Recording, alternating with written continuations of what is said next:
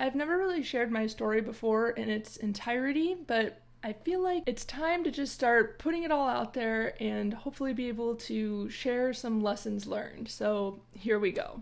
I started from zero almost 10 years ago now, making near minimum wage at a museum cafe and working as a lifeguard. I had dropped out of college after one semester due in large part to lack of funds, and I was 18 years old, fully supporting myself. I started making vlogs of my life and posting on YouTube with this terrible little cheap pink digital camera that I really wish I still had to show. This was long before I had ever even thought about programming and had never written a single line of code. So these vlogs were just lifestyle type content with me and my wife. Back then it was my dream to move to LA and be an influencer, as this was the peak of the daily vlogger type era in like 2015. Thank God I didn't do that, because I would have been so unhappy if that actually happened. But I put 100% of my effort into making videos for YouTube. I had a very narrowed focus in the beginning, which I think was really, really important. Had no other plans, and failure was not an option.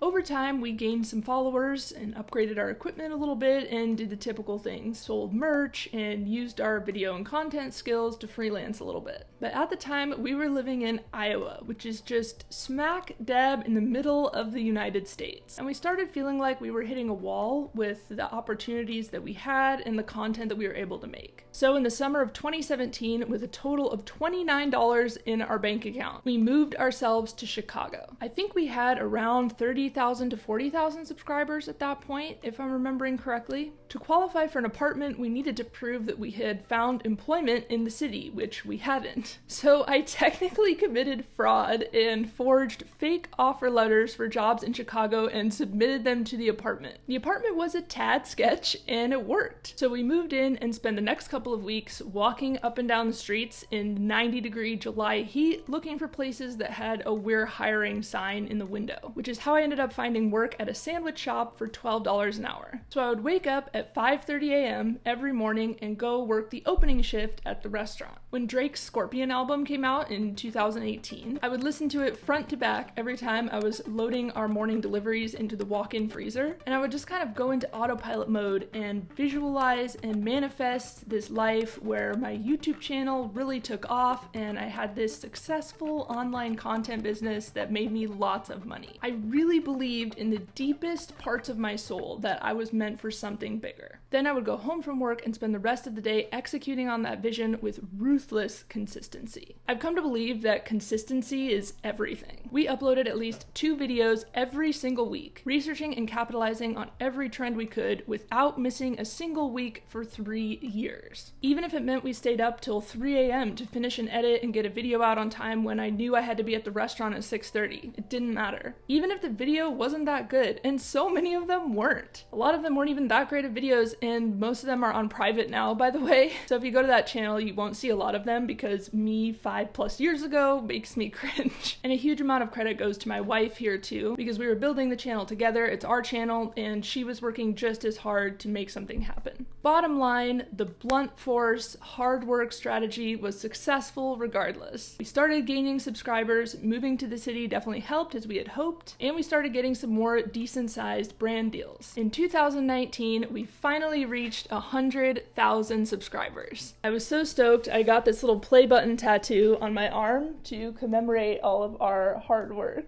But something else was changing by this point too. After we had first moved to Chicago in 2017, I started hearing rumblings about something called Bitcoin on Twitter. The tale of how I got interested in this and ultimately got into the crypto industry is a whole story for another day. In fact, I was interviewed about it in Business Insider. But long story short, I decided to take a massive risk that I might actually be good at programming. I found a coding bootcamp that allowed me to take out a student loan to pay for it, and in 2018, I started my 6-month bootcamp program. By then, I had also taken a second part-time job on a couple evenings and weekends, so I was working 2 jobs, keeping up with the YouTube videos, and going to an in-person immersive coding bootcamp program. And that 6 months is the tiredest I have ever been in my whole life. My eyes literally burned all the time because I was so tired that it hurt to keep them open. But once again, the risk paid off, and I got an engineering internship at a crypto startup in Chicago that eventually offered me a full-time job in the summer of 2019. So as things started to take off with YouTube, so did my career, which is a whole other thing that I won't even get into in this video. And that August, I had my first month where I made $10,000 in a single month. It felt so surreal to me because $10,000 was close to half of what I had been living off of for an entire year not that long ago. To reward myself, I bought a pair of Balenciaga speed sneakers for $900, which was a really popular shoe at the time and was my first ever designer purchase. Then 2020 hit and the pandemic happened. And this turned out to be the big break I had been waiting for. My wife's job put her on unemployment for months, so we took the opportunity for her to go full-time with our content business, and ultimately she never went back. With the extra help on videos, I decided to start a second channel and make some videos about coding and crypto, which is the channel you're watching right now. It just so happened that this coincided perfectly with the massive boom in NFTs and crypto that happened during the pandemic in 2020 and 2021. Even with this being a pretty small YouTube channel, there were so few developers making that type of content at the time, and so many crypto projects looking for content that my inbox was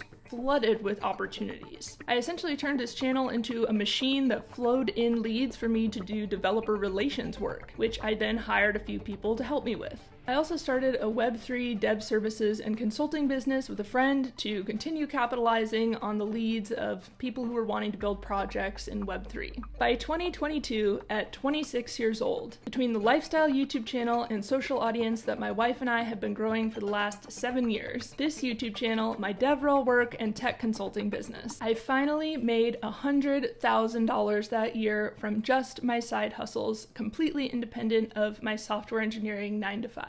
In my opinion, the takeaways here are probably things you've heard many times: narrowed focus and ruthless consistency. I think many people are unwilling to work this hard and handle this much pressure, and I do believe that I put myself in positions to be lucky. However, and something I think a lot of creators in this corner of YouTube won't tell you, is that there are consequences to working so hard for so long. There are, in my case, consequences to building a content business that's centered around your own life and relationship. There's pros and cons. It can't be overstated how grateful I am for the opportunities I've had because of my YouTube audience. I've been flown around the world for brand trips where I got to take luxury vacations, all expenses paid. I've got to take private tours of my favorite NBA team's facilities. I've met celebrities and important people. I've worked with some of the biggest names in Fortune 500 brands. Things that a random girl from Iowa has no business being a part of. And most importantly, I've received boxes worth of mail over the years from viewers who poured out their heart in letters about how our videos made a difference in their life. And that, of course, is worth all the effort in itself. But like I said, everything is a trade-off. And as crazy as it might sound, I don't do much with that business anymore. I realized that running a media company is not my dream. I hit some horrible personal life roadblocks in 2023, and I've pivoted my focus in other directions. What happened after 2022 and where I'm at now is something I'll cover in a separate video. But for now, I hope this inspires you or encourages you wherever you're at in your journey. Please leave a comment below about your side hustle or your startup or your business or your passion project or whatever it is you're building. I really would love to hear all about you and what you're doing. Thanks for watching. Subscribe if you want to follow along with where I'm going next, and I'll see you soon.